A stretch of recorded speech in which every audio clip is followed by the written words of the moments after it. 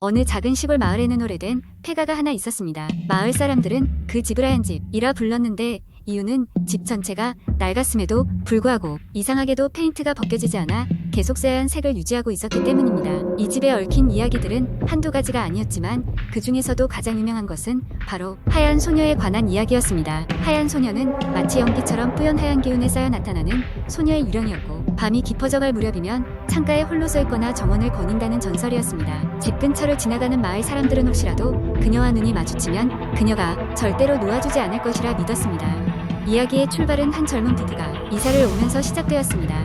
도시 생활에 지친 그들은 시골의 평화로움을 소중하게 생각하며 주변 환경에 크게 신경 쓰지 않고 집에 정착했습니다. 마을 사람들은 그들이 하얀 집에 지내게 된 것을 안타깝게 여겼지만 부부는 오히려 넉넉한 자연을 즐기며 낡은 집을 잘 가꾸어 나갔습니다. 그러던 어느 날 젊은 아내는 어느 새벽 역정원에서 이상한 기운을 느꼈습니다. 희미한 달빛 아래에서 그녀는 새하얀 옷을 입은 소녀가 하염없이 서 있는 것을 보았습니다. 아내는 그저 상상이라고 생각하며 대수롭지 않게 여겼지만 그날 이후부터 매일 밤 같은 시간에 소녀는 어김없이 등장했습니다. 아내는 점점 그 소녀의 존재에 익숙해져 갔고 마치 그녀가 집에 오래 있었던 가족의 일원인 것처럼 느끼기 시작했습니다.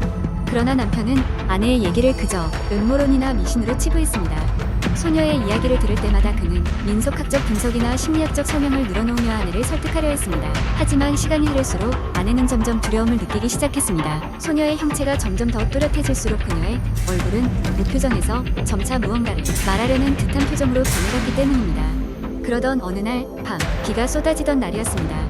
아내는 정원에 혼자 서 있는 소녀에게 용기를 내어 다가갔습니다. 그리고 조심스럽게 물었죠. 왜 여기에 있는 거니?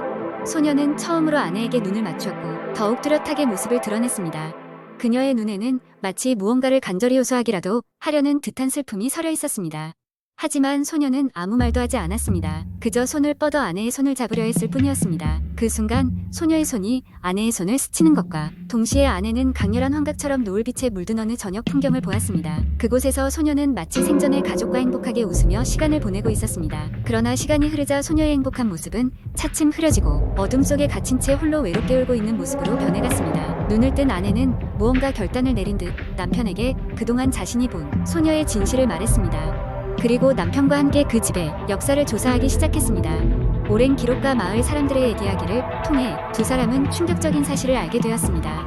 과거 이 집에는 어느 이름 모를 소녀가 가족과 함께 살았지만 예기치 못한 사고로 가족들은 모두 세상을 떠나고 소녀만 홀로 이 집에 남겨졌다는 이야기를 들은 것입니다. 부부는 소녀의 안타까운 사연을 가슴에 안고 이 집을 다시 한번 가꾸기로 결심했습니다. 그리하여 마당을 정리하고 소녀의 머물던 방을 새롭게 꾸미면서 그녀의 영혼을 기리기로 했습니다.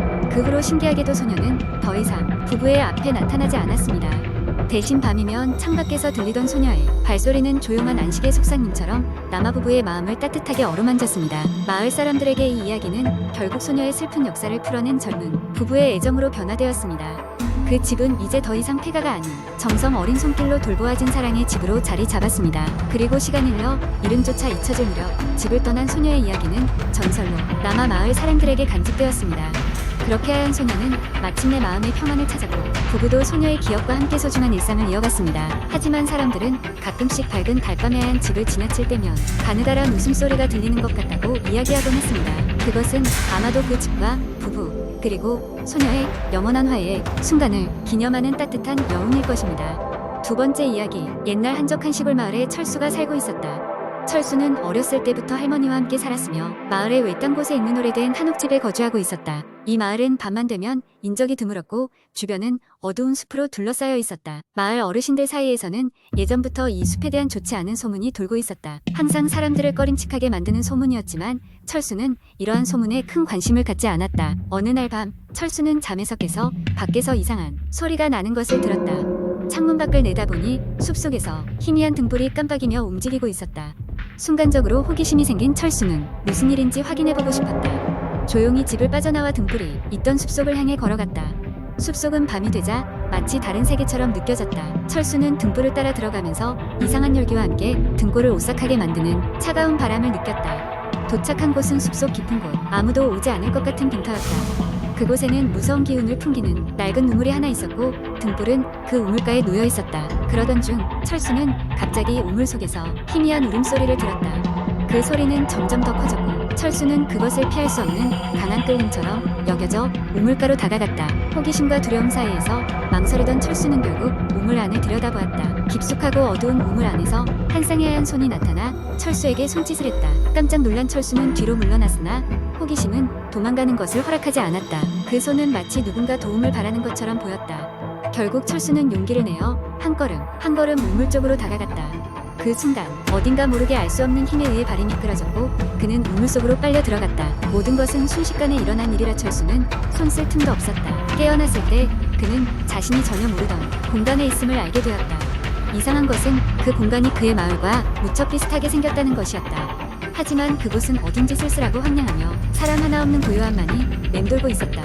철수는 자신이 어디에 있는지 파악하기 위해 길을 나섰다. 익숙한 길을 걸어가던 중 철수는 자신을 부르는 듯한 낯익은 목소리를 들었다.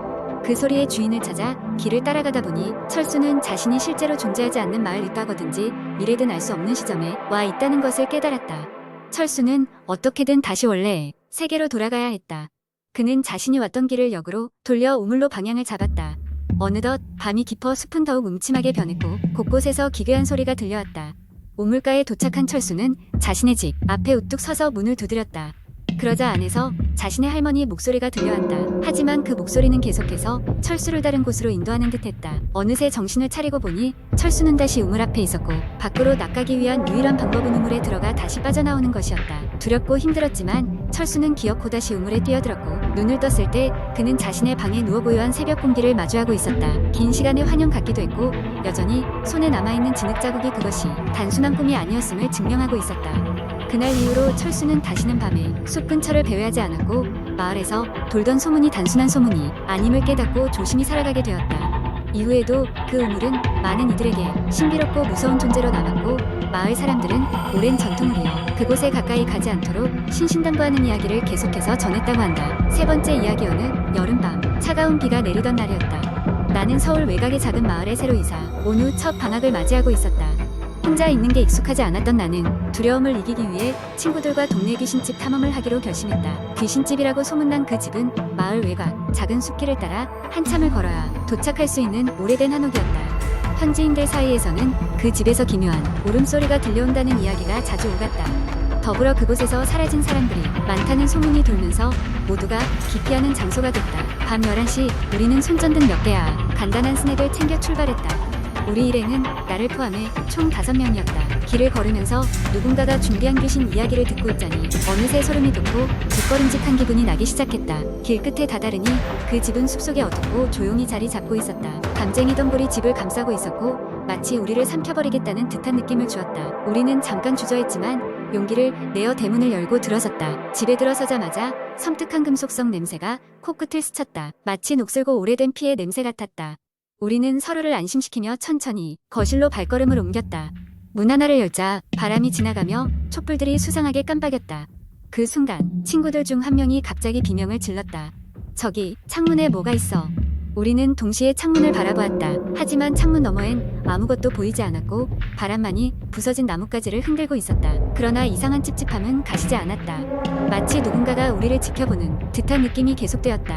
우리는 더 깊은 곳으로 들어가 보기로 했다. 계단을 내려가 지하실로 향하자 더욱 심한 냉기가 몸을 감싸 안았다. 그리고 그곳에서 우리는 벽에 희미하게 그려진 기묘한 상형 문자들을 발견했다. 비문 같은 것이었는데 조잡하게 벽에 그려진 그 문양들은 어디선가 본 듯하면서도 생소했다. 그때 갑자기 집 전체가 울리기 시작했다. 마치 누구의 발자국 소리인 듯 했지만 너무도 규칙적이고 커서 사람의 소리라고 믿기 힘들었다. 마음이 겁에 질린 우리는 지하실 밖으로 나가려 했으나 문이 열리지 않았다.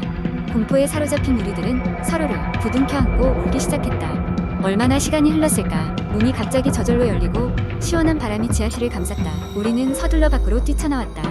그곳에서 나와 집에 뛰어들어가면서 나는 등 뒤로 누군가가 나를 조용히 바라보고 있다는 느낌을 떨칠 수 없었다. 귀신집을 다녀온 후 우리는 누구도 그 장소에 대해 말하길 꺼려했다. 그리고 한동안 아무 일도 일어나지 않았다.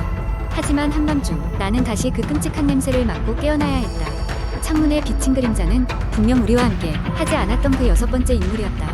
그 이후로 나는 그 마을을 떠났다. 그리고 후에 알게 된 사실은 그 한옥집은 과거의 마을에서 쫓겨난 한무녀의 집이었다는 사실과 그녀가 남긴 저주가 집에 깃들어 있다는 것이었다. 우리들의 그날 밤 경험이 그녀의 복수였을까 싶었지만 누구도 그 답을 내릴 수 없었다.